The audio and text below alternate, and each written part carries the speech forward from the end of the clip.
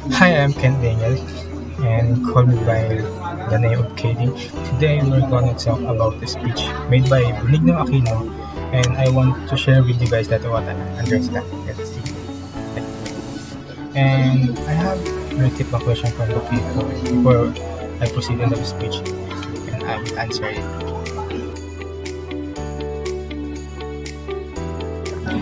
Ninoy Aquino Jr. is the husband of Cory Aquino.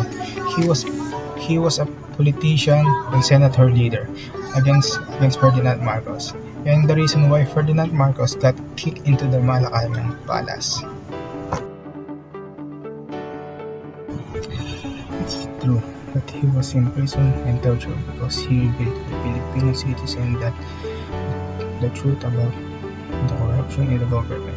So people of the Republic of the Philippines that have no right to speak, and his position on that day is a senator.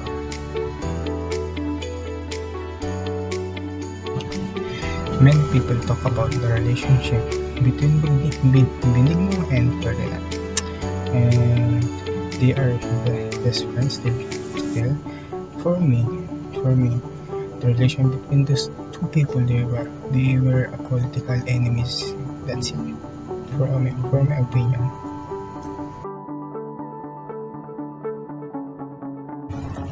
If you compare the time between now and then, my answer is yes.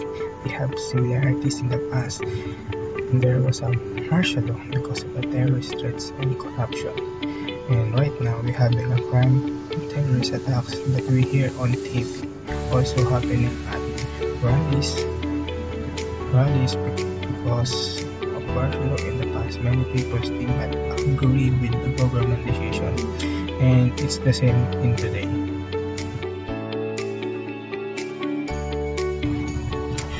Based on what I have seen on TikTok, Facebook, or in interviews, sometimes I wonder if the Filipinos who sacrificed their lives during martial law were worthy.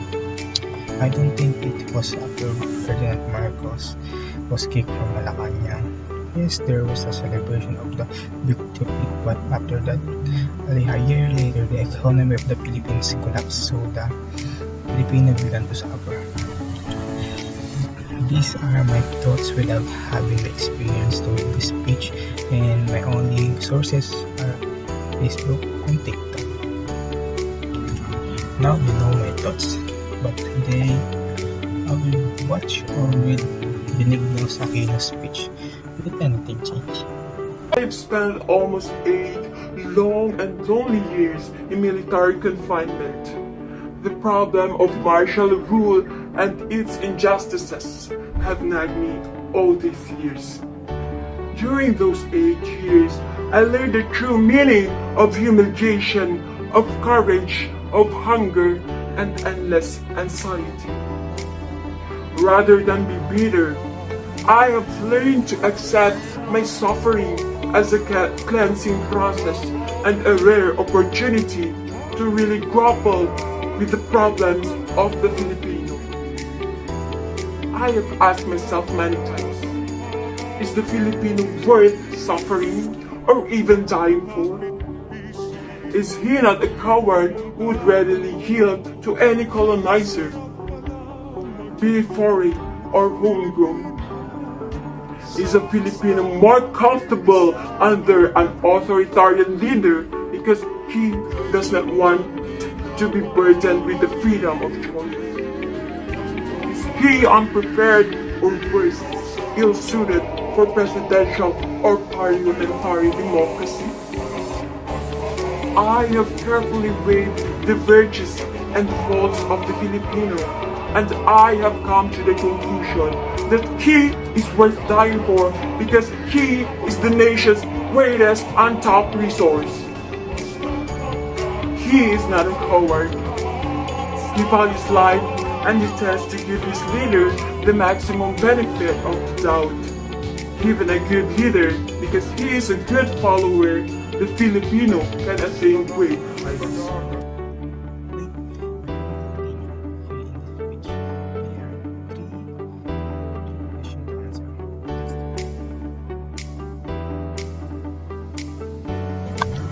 He asks himself because he sees the Filipinos suffering and dying in this era because Filipinos have no freedom or free will.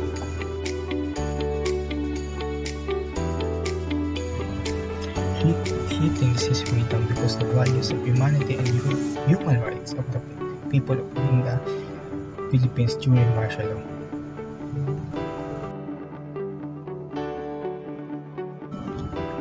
At times he felt endless anxiety, hunger, and little bit loneliness during martial law.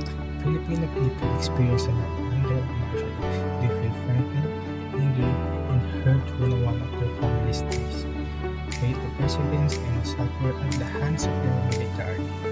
Still, some Filipinos are happy that they feel secure and safe. Filipino people experience mixed emotions like riding a roller coaster with ups and downs, which may be stable and unstable. Martial law is the one of the memorable experience under Marcos' legacy. It will always be in history. This is my answer after reading some parts of this speech. Alright, let's continue to watch. It would seem that he is more comfortable in being told to do than to think for himself. But this is only a superficial impression because deep down in his being, he loves freedom but puts the highest premium on human life and human dignity. Hence, he will try to adopt till his patience runs out. Is the Filipino prepared for democracy? Definitely. Even before the arrival of the Spanish conquistador, he had already practiced participatory in his barangay. He values his freedom, but because he values human life more, he will not easily take up arms and would rather wait till his patience runs out. Yes, I have gained valuable insights in prison, and like an average Filipino, I would like to tell Mr. Marcos this. I can forgive you for what you have done to me over the last 8 years because this I can do. But I can never forgive you for depriving our people of their freedom because it is not mine to forgive. I have waited patiently for you to restore the democracy you took away from us on the night of September 21, 1972. Like the average Filipino, please do not mistake my patience for docility, my conciliatory demeanor for cowardice and lack of will. I have chosen to suffer long years of solitary confinement rather than urge my followers to put our country to the torch because, like the average Filipino, I put the highest value on human life. I have chosen to suffer long years in solitary confinement rather than urge my followers to put our country to the torch because, like average Filipino, I put the highest value on human life. And I dread the weeping of mothers whose sons will surely be sacrificed at the altar of revolution. But please, do not misinterpret this conduct of timidity and subservience. I have faced death a couple of times in prison. In 1975, I went on a hunger strike for 40 days and 40 nights, and I was near death when your jailers rushed me to the Veterans Hospital. I faced death in your detention camp when your army doctors diagnosed my heart ailment as mere muscle spasm, only to be told by doctors in the United States that I could have died from the heart attacks while I was languishing in your jails. Mr. Marcos, Please believe me when I tell you that, like the average Filipino, I will again willingly face death in a freedom struggle if you will not heed the voice of conscience and moderation. You were a soldier once, and you have repeatedly said many times, it is an honor to die for one's country and for one's freedom. I hope you will now believe in what you preach, and I pray that you shall at last desist from further trying the patience and resolve of your countrymen. Mr. Marcos, give us back our freedom or suffer the consequences of your arrogance. Now that we have finished reading Senator Benigno Aquino's speech, let's answer the question in our opinion.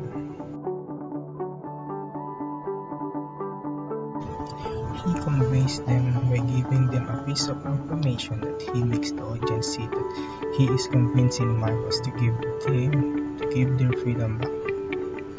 He used a pathos in the last paragraph where he conveys Marcos to give him space or Marcos will be faced the consequences.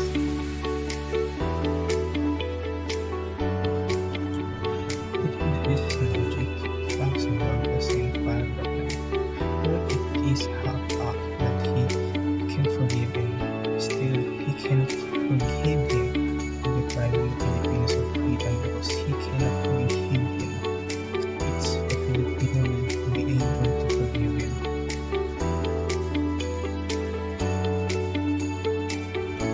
Aquino makes Marcos believe him, and he makes the Filipinos trust him. Ethos was used in paragraph 14, where he wants to believe him and trust that he is willing to sacrifice his life for the people.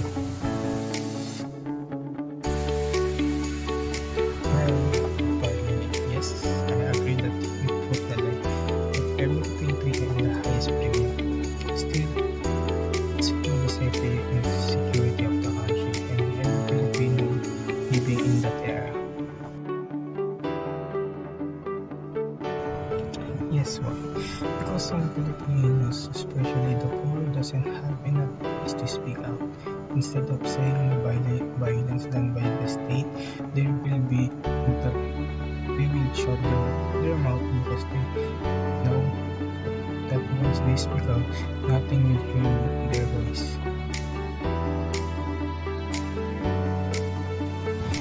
Yes, it makes me inspired about how he overcame that of challenges that he faced in the time of martial law.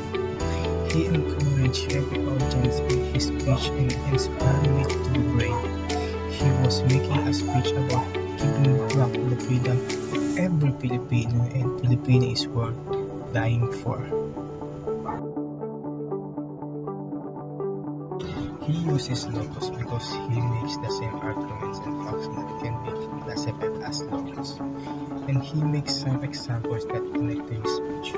Also, he uses some logical and functional statements that make it persuasive.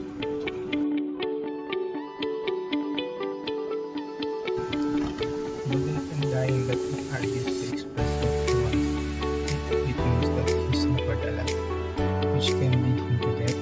He used the words death and dying to tell the audience how he suffered so much and how hard it was for him. It impacts the audience to hardship during that time and pity. The effect of it on the audience is that they will open their minds and go to his side and give them information on how he suffers. When his speech is almost done, he makes the last paragraph like that, stating that freedom could be free because in martial law, freedom is prohibited, and that is why Aquino says that freedom would be free because Filipinos are suffering and don't have the freedom to speak and they choose the path they want. If he didn't give the freedom, it's either the Filipinos who will rally and make him step back and give his position to someone deserving. Being a ruler, you should give the proper justice to your fellow citizen and be patient and resolve his country by giving them the freedom of every Filipino.